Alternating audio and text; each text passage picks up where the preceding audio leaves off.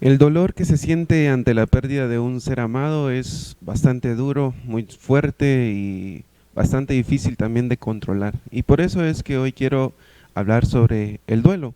Ya he mencionado que el duelo es una experiencia universal que todos en su momento vamos a llegar a vivir, pero a pesar de que todo el mundo lo vive, es una experiencia personal, porque cada uno lo va a atravesar de diferente forma y lo va a vivir y enfrentar de diferentes maneras. Por eso es que no podemos comparar un duelo con otro, mi duelo con el duelo de alguien más, aun cuando se trata del mismo ser fallecido por el cual ambos sufrimos. Los duelos en las diferentes personalidades se da a conocer mediante la expresión del mismo. El duelo sabemos de que nos afecta en todas las áreas de nuestra vida, ya que como seres integrales que Dios nos ha creado, no podemos creer que una parte de nosotros va a estar bien mientras que la otra está mal. Por ejemplo, cuando nosotros extrañamos a aquel ser querido que ya no está al lado nuestro, sufrimos emocionalmente, físicamente, espiritualmente, socialmente y económicamente también habrán repercusiones. Y así podríamos mencionar otras formas en que también nos afecta, pero en general estas son las maneras o las áreas en las que vamos a vernos bastante heridos y de diferentes formas. Por eso es que aquellas veces cuando escuchamos decir a una persona que está en duelo, que está fortalecida y que va a seguir adelante como si nada ha pasado o como que eso ya quedó en el olvido, más pareciera ser algo irreal, algo que no es tan creíble, porque todos, aunque seamos hijos de Dios, nos vamos a ver afectados ante la pérdida de un ser querido o de algo que nosotros valorábamos mucho. Puede ser incluso la pérdida de una casa, la pérdida de un cónyuge por divorcio, puede ser también que un ser querido nuestro se ha ido al extranjero y no sabemos cuándo va a regresar, la pérdida de la salud.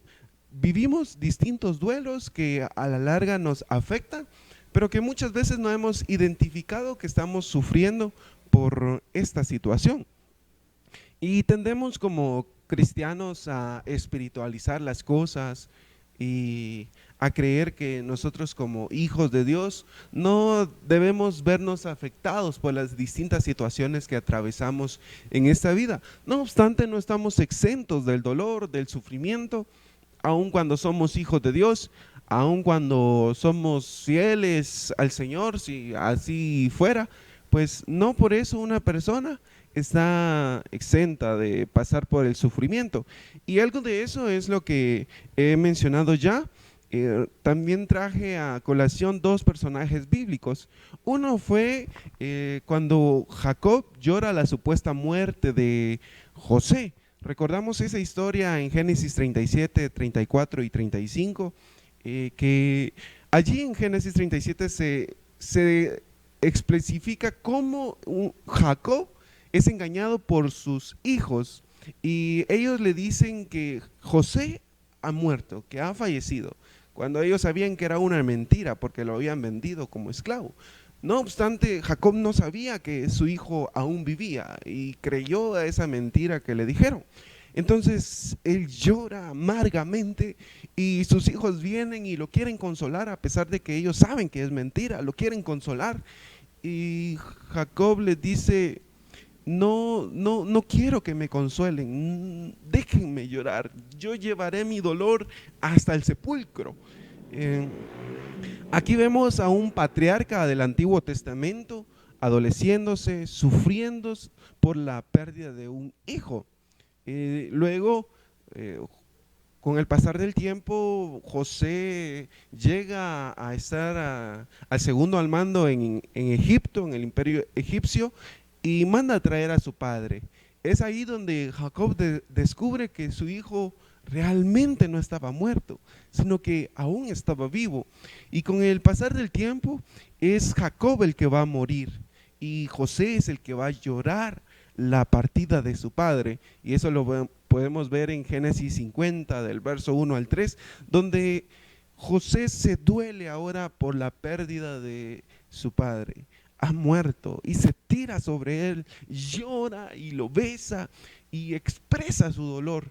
Eh, eh, Alguien podría burlarse de que alguien tan poderoso como José llorara de esa manera y podría condenarlo y decir, no merece estar al frente de toda una nación. También José practicó algo que solamente los egipcios practicaban, que era el embalsamiento a los muertos, algo que los israelitas no practicaban en ese momento. Pero José no estaba preocupado en qué iban a decir los hermanos israelitas, sino que él quería hacer lo que su corazón le decía que debía hacer por el luto, por el dolor que él estaba experimentando, algo totalmente personal. Entonces, después de 40 días de embalsamar a su padre, lo lloran por muchos días más, al menos 30 días más lo van a llorar. La Biblia dice que los egipcios se condolieron también con José y la familia y lo lloraron 70 días. Y de esta forma podemos ver cómo personajes importantes que fueron fieles al Señor también sufrieron y no tuvieron miedo de expresar su dolor por el qué dirán, porque a veces nos pasa eso, ¿no? Que nos da miedo o nos da vergüenza o pena el qué dirán las personas, qué pensarán si me ven sufriendo o si me ven llorando. Es algo que nosotros como cultura tenemos que cambiar en ese sentido, debido a que el duelo es personal y cada uno lo va a atravesar de diferente forma. Y lo mejor es atravesarlo con la ayuda de Dios, sostenidos en las manos de nuestro Dios. Y quiero seguir mencionando algunos pasajes que hablan sobre el luto y el duelo en la Biblia. Por ejemplo, voy a leer Deuteronomio capítulo 34, verso 7 y 8. Dice así: era Moisés de edad de 120 años cuando murió. Sus ojos nunca se oscurecieron ni perdió su vigor. Y lloraron los hijos de Israel a Moisés en los campos de Moab 30 días, y así se cumplieron los días del lloro y del luto de Moisés. Podemos notar acá cuál era la costumbre israelita de cuánto tiempo tardaba su luto, que eran 30 días. Por 30 días ellos no pararon de llorar, de entristecerse por la partida de aquel gran líder que habían tenido, Moisés. Recordemos que él había estado con ellos a través del desierto, los había guiado. Era un siervo de Dios que les había transmitido los mandamientos del Señor. Y este hombre no iba a entrar a la tierra prometida junto con toda aquella generación que también quedó tirada en el desierto, muerta por su desobediencia e incredulidad a Dios. Realmente era un pueblo con muchos duelos, y finalmente van a ver partir a su líder, a Moisés, quien tampoco va a poder entrar a Canaán. Y ellos lo van a llorar. Se pueden dar cuenta de que no es una noche, 2 noches, sino que ellos lo van a llorar por 30 días. Y es que esa era ya la costumbre israelita.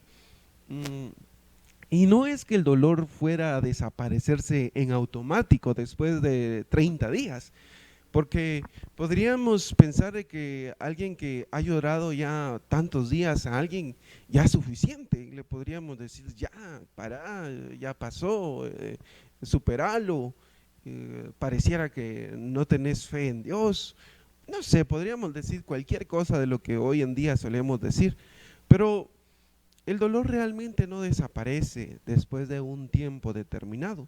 El duelo no tiene un tiempo específico, y por eso es que tenemos también que aprender a respetar cómo las diferentes personas sufren sus duelos. Además de este pasaje, quiero mencionar otro en el libro de Job. Y este libro de Job nos dice algo muy interesante, que este siervo de Dios, que la Biblia lo presenta como un hombre recto, un hombre justo, que era fiel y temeroso al Señor. Vamos a ver lo interesante de este personaje, cómo él enfrenta su duelo al principio y luego cómo lo enfrenta ya en el proceso. En Job capítulo 1, verso 18 al 21 dice así: entre tanto que éste hablaba, vino otro que dijo: tus hijos y tus hijas estaban comiendo y bebiendo vino en su casa, en casa de un hermano, el primogénito, y un gran viento vino del lado del desierto y azotó las cuatro esquinas de la casa, la cual cayó sobre los jóvenes y murieron. Solamente escapé yo para darte la noticia. Entonces Job se levantó y rasgó su manto y rasuró su cabeza y se postró en tierra y adoró. Y dijo: desnudo salí del vientre de mi madre y desnudo volveré allá. Jehová dio y Jehová quitó.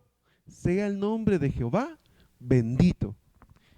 Aquí podemos notar una actitud de Job poco usual y que no sé si alguno de nosotros, si tú te atreverías a decir lo mismo cuando alguien de tu familia, alguien tan cercano a ti falleciera. Yo no sé si sería capaz de pronunciar las mismas palabras de este varón, que dice: bueno, está bien, si así es la voluntad de Dios. Él dio, Él tiene el poder para quitar también. Pareciera un poco angelical Job por esta actitud, porque pocos seres humanos van a reaccionar de esta forma. Y normalmente es esta la teología que se maneja en medio del duelo, que tenemos que aceptar las cosas así como nos vienen y no condolernos. Al menos pareciera esa ser la actitud de Job. Lo interesante es lo que Job va a hacer en el proceso del duelo, que no sé si han pasado unos días o unos meses, pero en el capítulo 3 de este mismo libro se dice ya de Job algo que pareciera más humano, más normal y natural ante la reacción del duelo o de la pérdida. Y es que Job va a maldecir el día que nació. La Biblia dice que Job no pecó contra Dios, que Job no blasfemó el nombre de Dios a pesar de todo lo que había perdido. Animales, había perdido sus hijos, prácticamente todas sus empresas que representaban animales, y también había perdido a sus siervos. Todo eso es lo que Job había perdido, pero dice que no pecó en contra de Dios en este proceso. No obstante, sí va a maldecir el día que nació, porque no solamente había perdido todo, sino también había perdido su salud, y él llega a un punto donde se cansa y dice en el capítulo 3, después de esto abrió Job su boca y maldijo su día y exclamó Job y dijo: perezca el día en que yo nací y la noche en que se dijo varón es concebido, sea aquel día sombrío y no cuide de él Dios desde arriba, ni claridad sobre él resplandezca, aféenlo tinieblas y sombra de muerte, repose sobre él nublado, que lo haga horrible como día caliginoso, ocupe aquella noche la oscuridad, no sea contada entre los días del año, ni venga en él número de los meses. Oh, que fuera que aquella noche solitaria, que no viniera canción alguna en ella. Maldíganla los que maldicen el día, los que se aprestan para despertar a Leviatán. Oscurézcanse las estrellas de su alba, espere la luz y no venga, ni vea los párpados de la mañana. Por cuanto no cerró las puertas del vientre donde yo estaba, ni escondió de mí los ojos la miseria. ¿Por qué no morí yo en la matriz o expiré al salir del vientre? Y sigue el relato. Aquí podemos notar el sufrimiento por el cual estaba atravesando Job y las palabras que está emitiendo, a pesar de que era un hombre justo, a pesar de que él era un hombre recto. Podemos notar de que el dolor le llega a cualquier ser humano y no importa si eres rico, si tienes poder, si tienes muchas posesiones, no importa eso, o si no tienes nada de esto.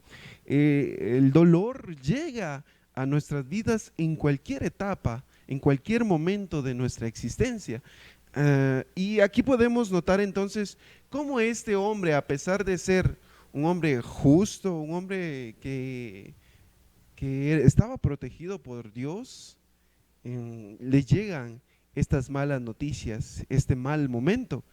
Y es que podríamos pensar de que alguien que es fiel servidor del Señor o porque tiene cierto ministerio no debe sufrir, pero en la Biblia no notamos tal cosa. De hecho, el Evangelio mismo es la cruz de Cristo. Vemos a un hombre crucificado, ensangrentado, que está sin fuerzas, débil, que fue azotado, fue herido. Entonces, aún el mismo Evangelio nos dice que el sufrimiento es parte de la vida, es parte de los hijos de Dios y que no lo vamos a poder evitar por muy fieles que creamos ser. Eso, al menos en el libro de Job, se muestra que no.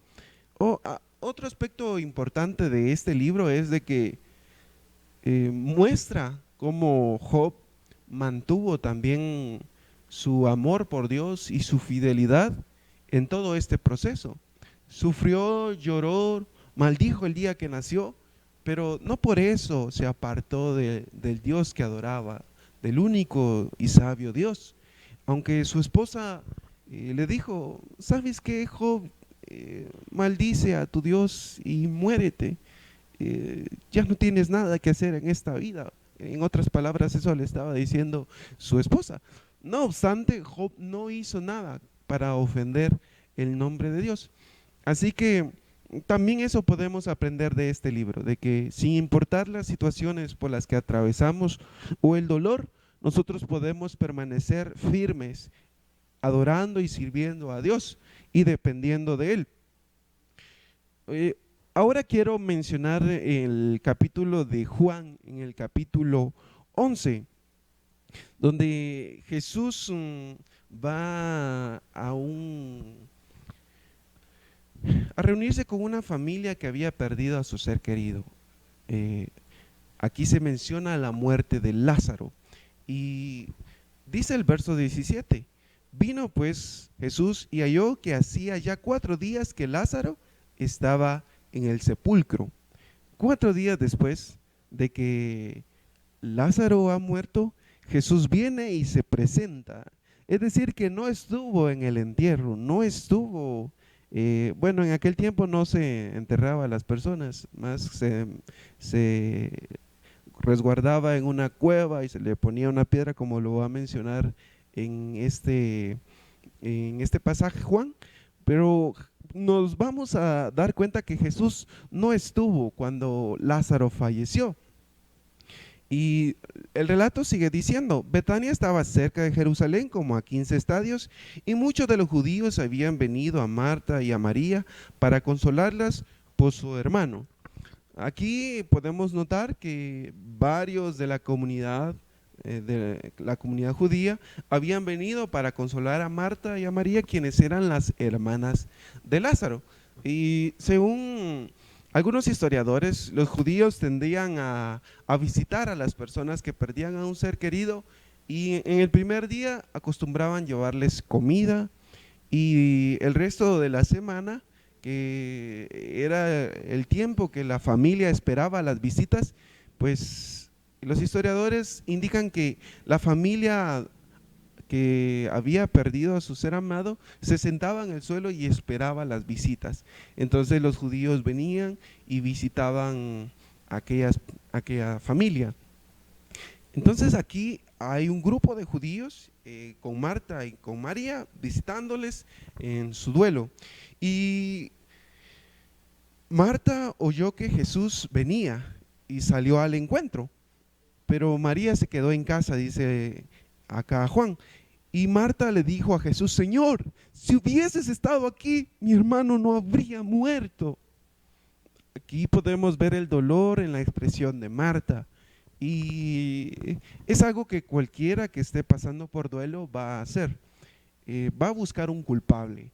Alguien tuvo la culpa de esto que me fue arrebatado, de esto que se me quitó. Alguien tiene que pagar el precio, alguien tiene que ser el responsable de esto. Y en este caso Marta encuentra a Jesús como el responsable porque no había estado cuando más se le había necesitado, no se había presentado. Y ella le deja ver a Jesús su indignación porque él no había estado presente cuando ella lo necesitaba.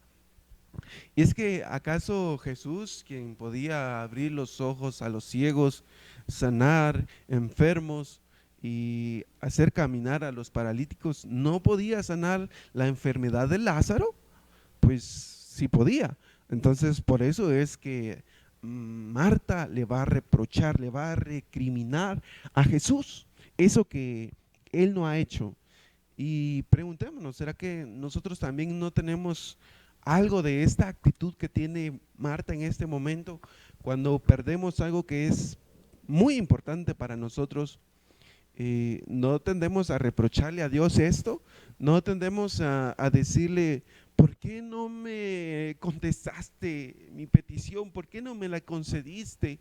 ¿Por qué te lo llevaste? Era tan joven, tenía toda una vida por delante. ¿Por qué pasó esto? Bien, aquí podemos ver a Marta haciendo exactamente lo que haría cualquier ser humano, culpando a Jesús. Luego dice el relato, más también sé ahora que todo lo que pidas a Dios, Dios te lo dará. Jesús le dijo, tu hermano resucitará.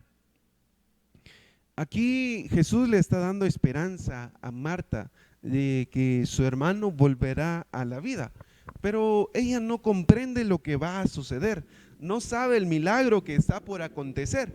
Entonces su respuesta va a ser un tanto pedante, podría decirse, a las palabras de Jesús, porque él le dice, tu hermano resucitará. Marta le dijo, yo sé que resucitará en la resurrección, en el día postrero. Sí, Jesús, yo eso lo sé. Tenemos esta esperanza de que lo volveremos a ver. Responde a ella. Verso 25, le dijo Jesús, yo soy la resurrección y la vida. El que cree en mí, aunque esté muerto, vivirá. Hasta acá Marta no se entera de lo que va a suceder. No sabe de que Jesús ha llegado 4 días después porque va a resucitar a Lázaro. Porque esa muerte era especial, era para dar gloria a Dios. Y María tampoco lo sabía. María más adelante le va a decir las mismas palabras que Marta le dijo a Jesús. Si hubieras estado acá, mi hermano no hubiese muerto. Pero como te tardaste, como venís 4 días después, pues ya no se puede hacer nada. No obstante, Jesús resucita a Lázaro. Le dice, Lázaro, ven fuera.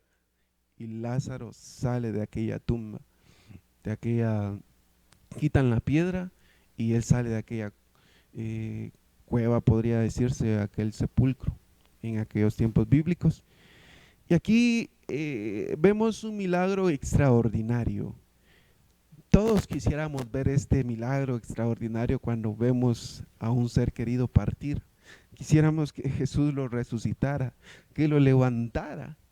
Eso quisiéramos. O cuando estamos en proceso de duelo, cuando sabemos que estamos esperando nuestra propia muerte, quisiéramos que Jesús nos sanara, que nos limpiara de esa enfermedad y nos permitiera la vida. Y hacemos promesas, te seré fiel, te seguiré siempre. Quisiéramos este tipo de milagros. No obstante, Jesús aquí hizo esto no porque se condolió con los seres queridos, porque a Jesús le dolió ver llorar a Marta, a María y a los judíos que estaban allí. No por eso lo hizo. Jesús actuó más allá de las circunstancias, y es que esta situación daría gloria a Dios, pues todos los que vieron este milagro, la mayoría, mejor dicho, creyó en él, creyó en quién era Jesucristo, que él era el Mesías, creyó en su mensaje. Entonces hay excepciones. Jesús va a hacer milagros cuando a Él le plazca, no cuando nosotros queramos. No va a levantar un muerto cada vez que nosotros oremos para que resucite, para que vuelva a la vida. No nos va a quitar una enfermedad de muerte cada vez que a un cristiano le da. No, el Señor va a permitir que aún sus hijos atraviesen por situaciones que todo mundo experimenta. Él lo va a permitir.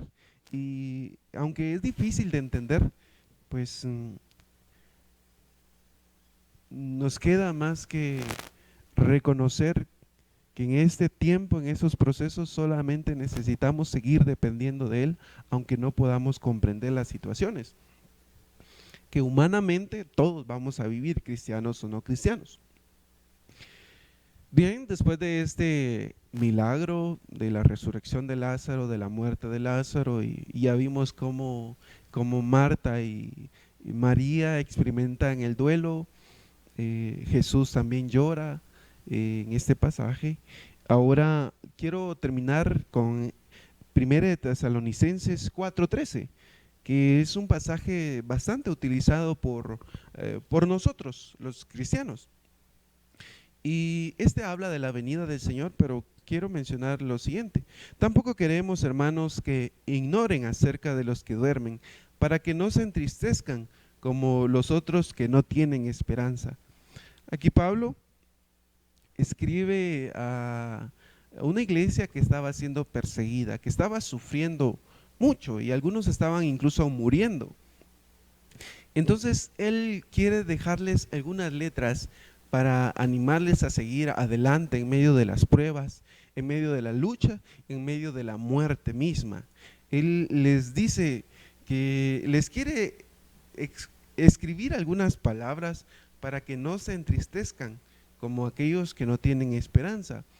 Pero en realidad no es que estas letras vayan a quitar la tristeza o el dolor de las personas automáticamente al leerlas, o al tener esta esperanza que Pablo va a mencionar de la resurrección de entre los muertos, porque Jesús resucitó. Entonces aquellos que somos sus seguidores sabemos de que un día resucitaremos también, y así también aquellos que han muerto. Pero Pablo menciona algo acá que es clave: que no se entristezcan como los otros que no tienen esperanza. Es decir, que hay una tristeza que es motivada por un pensamiento que en la época de Pablo estaba presente, y es que estas personas no tienen esa esperanza que un hijo de Dios sí tiene. En otras palabras, una persona que sufre la pérdida de un ser querido y que no tiene esa esperanza de la resurrección o de que hay una vida en Dios después de la muerte, su tristeza va a ser diferente, en el sentido de que no tiene esperanza alguna, no espera nada bueno después de la muerte, aquel ser querido que se ha ido. Entonces, ¿cómo enfrentar esa situación? Porque ellos lo que pensaban, los que no creían en esta esperanza, era que al morir el cuerpo, el alma, el espíritu de esta persona iba a un lugar sombrío, de dolor, de tribulación. Entonces, ¿qué esperanza había? ¿Qué consuelo, qué fortaleza podía venir de esta situación? Ninguna. Entonces Pablo está haciendo la comparación de una tristeza así, pero no está diciendo que no nos vamos a entristecer los cristianos, sino que la vamos a enfrentar de diferente forma al saber de que hay una esperanza en Cristo, de que hay un consuelo en Dios, de que después de la muerte hay vida en Él. Y nosotros podemos afianzarnos incluso en esa esperanza, los que quedamos vivos. Y es que también Pablo menciona esto porque los cristianos estaban siendo perseguidos y ellos necesitaban seguir adelante en la fe a pesar de que fueran perseguidos y fueran asesinados.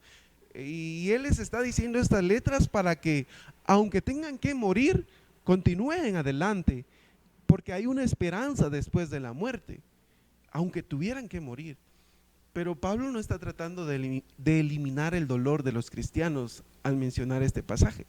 No le está diciendo, no sufras tanto, no sufras demasiado, porque de nada aprovecha eso. No, no les está diciendo esto. Simplemente les está diciendo, tengan algún consuelo en la esperanza que hay en el Señor Jesucristo. Es que con esto termino. ¿Qué consuelo o qué fortaleza podrá tener una persona sin Dios después de que ha perdido a alguien tan cercano? Su duelo lo va a atravesar de diferente forma porque no depende del Señor, es decir, no encuentra algún lugar en donde refugiarse. Y sí puede ser ayudado por personas, y es lo menos que podría buscar. De hecho, todos tenemos que buscar apoyo en alguien que nos acompañe, pero a pesar de que tengamos personas que nos acompañen en nuestro dolor, la fuerza sobrenatural solamente viene de Dios para soportar esas pérdidas tan fuertes. Así que necesitamos permanecer en Dios, en esa esperanza y afianzarnos en Él. Recordemos la cruz de Cristo, recordemos que Él estuvo dispuesto a seguir adelante. ¿Y por qué lo hizo? Por amor. Así que por amor somos impulsados a seguir hacia adelante, por amor a Dios, por amor a las personas que tenemos a nuestro alrededor, podemos seguir luchando en medio del dolor, en medio de la tribulación. A ti que has perdido un ser amado, pues mi deseo es que el Señor te dé fortaleza y que tú sigas hacia adelante con la ayuda de Él, dependiendo de Él. Y si crees ya no poder más, aunque eres cristiano, pues busca apoyo de una persona que te vaya a acompañar, de una persona que vaya a comprender tu dolor también y no te vaya a condenar o juzgar. Este es mi consejo. Así que sigamos adelante en medio de las pruebas, hermanos.